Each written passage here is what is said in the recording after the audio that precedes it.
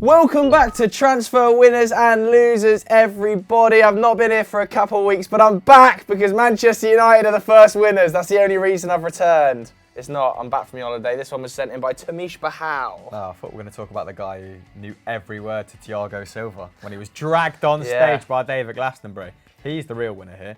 We should just end the episode on that. I think his name was Alex. Yeah, Thiago Silva's now tweeted him as well, so unreal. Big tick from him. Can hear a fire bell going off. We'll ignore that. It's probably not going to kill us. Yeah, after weeks of speculation and failed bids, Man United finally unveiled Aaron Wan-Bissaka at the weekend, didn't they?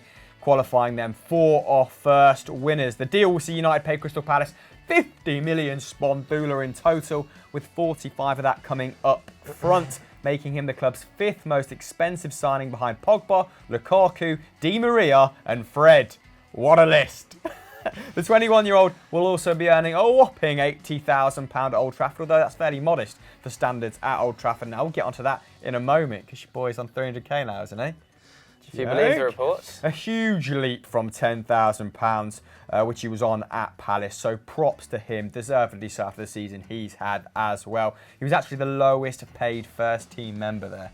So big old step up. To be fair, he hadn't signed a new contract, had he? Still on his youth contract, so. Not bad youth contract then, in reflection. And his former club also secured a 10% sell-on clause if he leaves United for more than 50 million. Although, where do you go from United as a right-back? An English right-back. This is pretty much the pinnacle, I think, for him. He's arrived already. He's a Manchester United fan. Yeah, if you can get back to former glories, he could be all right back for the next 10 years. Barcelona? Yeah, they don't really shop around for fullbacks in the English market, do they? Yes. Although Trippier, you know, never say never, Florentino Perez. All things considered, I think United have paid a relatively decent price given the longevity he could provide in that position, like I just said. For context, Man City, of course, paying just under 50 million for a 27-year-old Kyle Walker, I think 2 years ago at this point. And that was in a pre-Neymar to PSG era, McCubbin's favourite term in football. And Wan-Bissaka at that point hadn't even made his Premier League debut, so meteoric.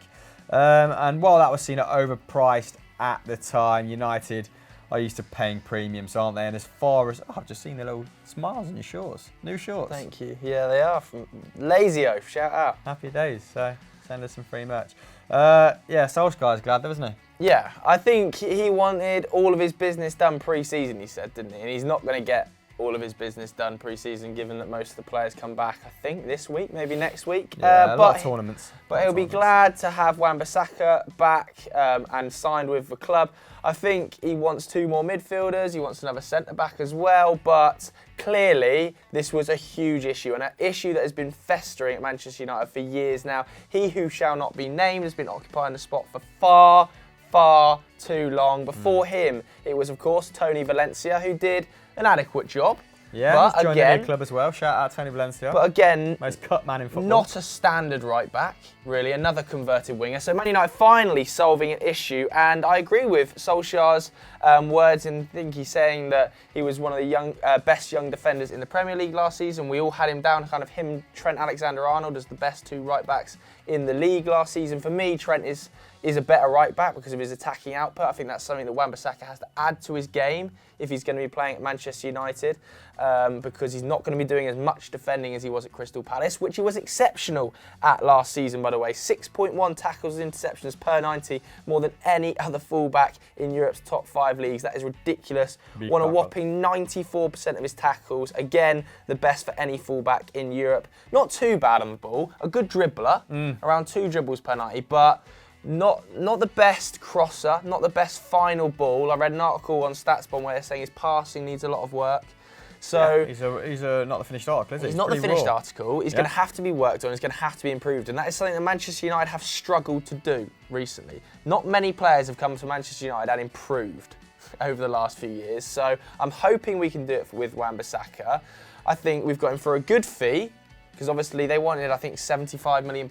They wanted the Wilf Zaha clause taken out of that contract, where I believe we've got 25% sell-on clause of whatever Wilf Zaha goes for. So you can see why they want so much money for him. That didn't happen. I'm happy with the fee. Buzzing that we don't have to see he who should not be named at right back anymore, and that we can actually see a right back there. It's so funny that a player like Ashley Young has become like a taboo subject at United. That pretty much sums up the banter years, the wilderness, doesn't it? Now we've got to move on to a centre-back and 2 central midfielders. If we can get Bruno Fernandes over the line in the next sort of 10 days, I'll be pretty happy. Well, yeah. I didn't think you were Bruno Fernandes' biggest fan. I thought you remained a little bit unsure about the price tag that was being bandied about. I'm not so much unsure about the price tag, because I think that's just what a top club pays for an attacking midfielder. Yeah. But I'm more unsure of how he fits into the system. That's my bigger issue. But I'd rather have him at the club than not have him. Which is what, we said about Alexis Sanchez. That worked out well. Look, he's going to be a decent signing. I'm sure he'll prove me wrong, but I just worry about how he fits into a midfield three with Paul Pogba. And what do you make? That's a very, sensible thought. Now let's wrap this up with Marcus Rashford, because some news outlets, news is probably a very generous term, have reported that he might be on up to 300k per week. Firstly, not the player's fault if the club are willing to give him this money. But what do you make of the precedent Manchester United are setting with this? Because 13 league goals is his best season. 300,000 gives him parity with Paul Pogba. If he's getting 300, you just think you're going to have to bump up the wages of an awful lot of players in that squad as they rise to prominence. Yeah, for sure. Look, I don't think Marcus Rashford is worth £300,000 a week yet. I also don't believe those reports that say he is on 300,000 or will potentially earn 300,000. I think it's crucial that we give him a new deal. Obviously, one of Europe's brightest talents, despite the fact he has only scored 13 goals in a single season. I do think we've also offered contracts to Pogba, which will improve those £300,000 a week terms, and David De Gea. Now, the precedent is not being set around Marcus Rashford. I think that's it's a weird narrative that's being created on social media. The precedent was set years ago by Manchester United of overpaying players. If there's a player who I want to see overpaid, I don't mind it being Marcus Rashford. Like, at least he's young, at least he's got room to grow, a very exciting homegrown prospect. I'd rather he was getting inflated wages than Alexis Sanchez. There's a weird tendency by fans online to take this sort of thing personally, isn't there? Yeah. And they start labelling the player greedy, similar to when Raheem Sterling was buying his mum a house, and so on and so forth. It's the club. If they're willing to pay 300k, if you're offered a wage rise of any proportion in any walk of life, you're snapping their hand off, aren't you? Or you're doing your best to negotiate favourable terms. So if he's got it, fair enough. I think Manchester United fans, I think it's fair to expect more if you're comfortable with receiving that cash money. But I think if you can carry on his form from last season, then getting over 15 goals shouldn't be a problem. Yeah, I don't see him underperforming next season, put it that way. He's clearly improving season on season on season. And the worry would have been is that it could have been a PR disaster for Manchester United. That's the position they were in if they'd have lost him for a free. Like, the brightest talent we've had out of the academy in years being lost for free to Barcelona and or Real Madrid. Barca have been sniffing about, haven't they? And his expected goals and assists were about 0.69 per night, which is the same as Sadio Mane last campaign, who was PFA Player of the Year nominee, wasn't he? So probably should have got over 13 goals. What do you guys think? Decent terms for Marcus Rashford? Would you pay it? More to the point, let us know in the poll just above. Let's move on.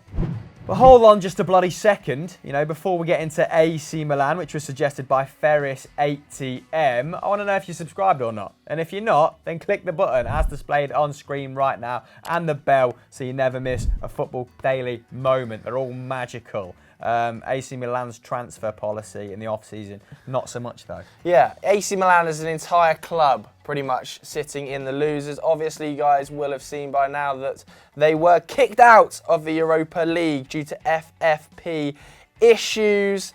Now, on the one hand, some people might say, it's a positive. It takes the burden off them in Europe, means they can focus domestically and they can really try and push to get back into the Champions League. Because it cost them a little bit last season, didn't it? When they lost to Olympiacos, they lost 3 games on the bounce. Yes, exactly. Missed out by a point. On the other hand, there are some people who are saying, well, we haven't got much money, AC Milan, and that 20 million euros from the Europa League this season would have gone a long way to helping some of the transfer funds, because them and Inter, both of the Milan sides, basically throwing loans at the wall and seeing what sticks. They went after Lucas Torreira, didn't they, in a 2-year deal with an obligation to buy. You can see Inter going after Lukaku. I don't really understand this whole methodology. English clubs just want that money up front. And because they're not getting Torreira, DiMarzio are now reporting that totally different position, but now after Theo Hernandez in the left-back slot from Real Madrid, despite the fact they've already got 2 left-backs at the club, is a bit of an odd move for me because it eats heavily into their sort of 20 million euro, 30 million euro kitty. They're also chasing Dennis Pret, they're also chasing Jordan Veretout. They just seem scattergun.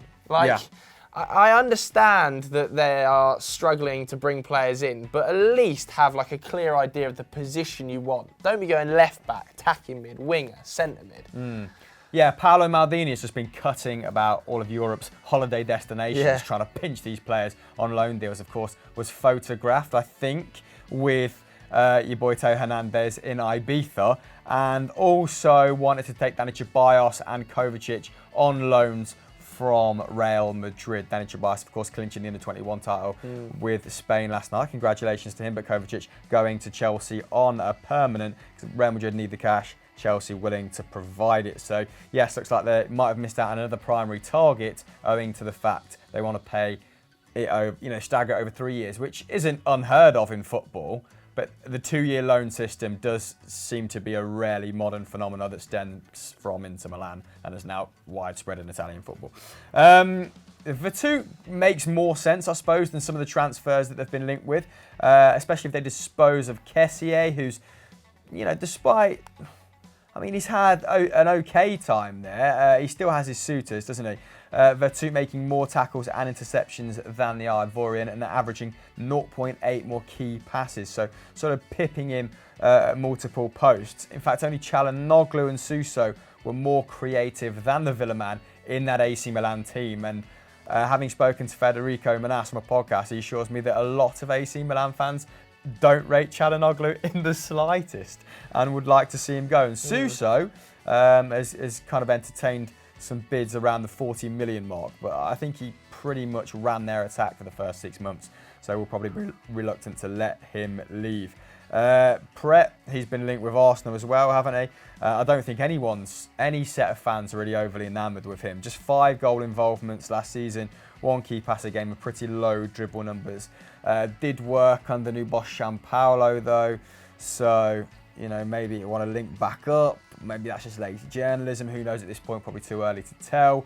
Further bad news could be hitting Milan. I had down here as well, with DiMarzio claiming that Raiola is actively trying to move Donnarumma to PSG. What a payday that would be. And I do think his performances have seen his stock fall slightly. He's been very good. No doubt he will be very good.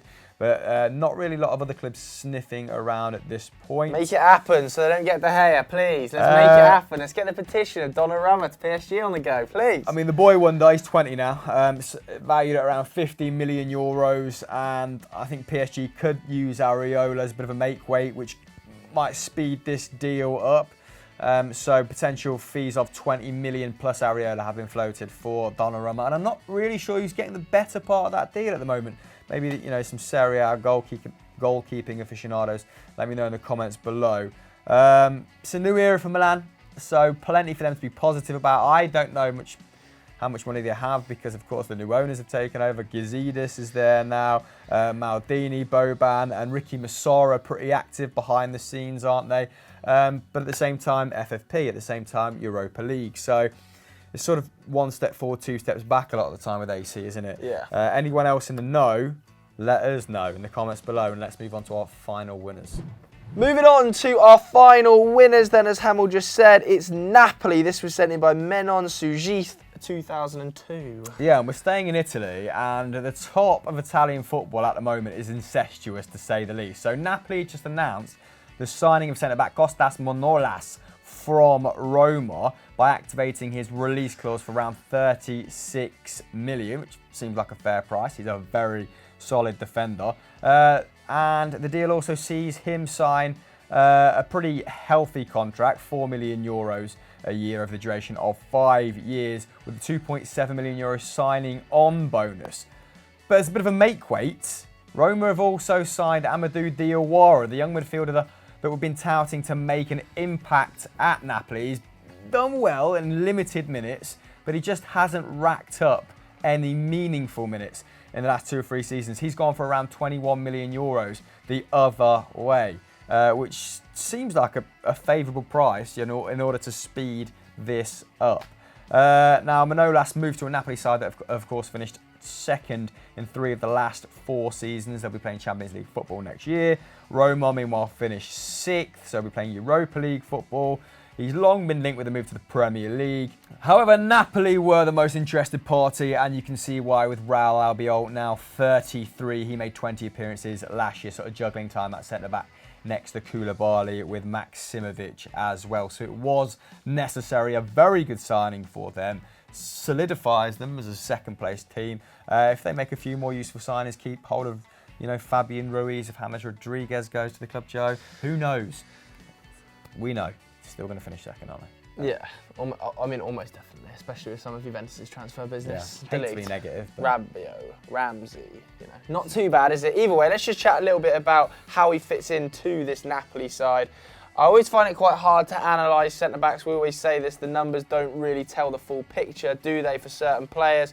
But just to give you a brief overview, 1.9 interceptions, 4.3 clearances per game. I think he will probably replace Raul Albiol, as you said, ageing. But if he does, he is going to have to improve on the ball significantly. Albiol last season, nearly 60 passes a game he was averaging. Manolas right down around 40. Similar sort of success rate, but key to this Napoli side under Carlo Ancelotti. Raul Albiol launching nearly 7 long balls accurately a game. Yeah, he's always been a specialist at that. Yeah. Under 3. So he's going to have to really, really step up his game on the ball. Off the ball, I think he's a solid defender. He's solid enough for this Napoli side who do maintain possession of the ball a lot of the time. So he probably won't face as much defensive output as he did at Roma. But he is going to face a big job replacing him. The other player they're linked with is, of course, James Rodriguez. He follows Carlo Ancelotti around like a bad smell, doesn't he? Bayern Munich chose not to take up their option to buy after that 2-year loan deal, and it looks like if the partner paid do bring him in, it will be another 2-year loan deal, but this time they'll have the obligation to buy, which means they have to bring him in no matter what happens. He has, of course, returned from the Copa America to Spain now, so imagine that deal will pick up speed over the next couple of weeks. If they get it done for between 30 and 40 million euros, get there eventually, I don't think it's the worst deal. Bring him in, replace some of that output that they lost recently. I think that's a good deal. I think Manolas is a good deal, but he has to improve on the ball. Yeah, and you can see why they'd want to loan him, given his fitness over the last 2 seasons. Like, this makes much more sense than to push for the loan rather than kind of be reliant on it to get it through the door or into FFP. So yeah, this is a lot more sensible. James Rodriguez, let's just get him back on the pitch, get him firing all cylinders, because what a beautiful player he is. On to our last loser.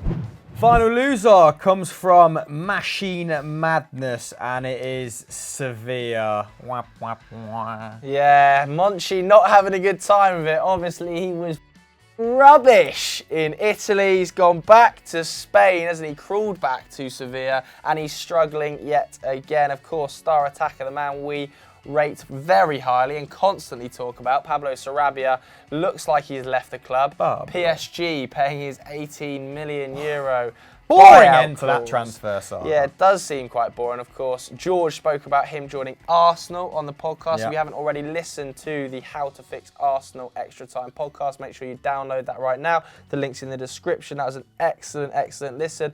He was involved in 25 league goals last season, but had just 1 year left on his contract. And, of course, that incredibly low buyout clause. The other man who was involved in most of Sevilla's goals last season, Ben Yedder, has also apparently agreed terms away from the club, this time at Manchester United. It looks like that'll only happen, though, if the Romelu Lukaku deal does indeed go through to Inter Milan. They don't have the cash for that, so I can't actually see this one happening.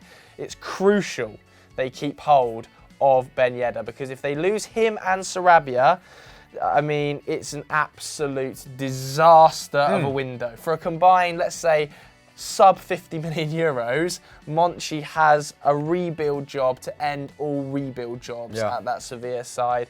I don't know. I really, really struggle to see Sevilla performing next season without Sarabia or Ben Yedder. If there's no competitors in for Sarabia, then there must be something about him that we just don't know about, because the numbers bear out that he's a consistently great attacking player. And he's available for a cut price fee. So yeah, it just makes sense on so many fronts for others to be involved in the conversation. And if he goes to PSG, it just feels a little bit like Pastore or Lavezzi, or like these prominent attacking players who were good in another league and then went to PSG during their peak, and we didn't really hear all that much from them again. I mean, Di Maria's had one fire season there, but have you heard that much from him in the last couple of years? What do you think of the Ben Yedder to United situation? €40 million buyout clause. Yeah. I think he was involved in 41 in 53 last season.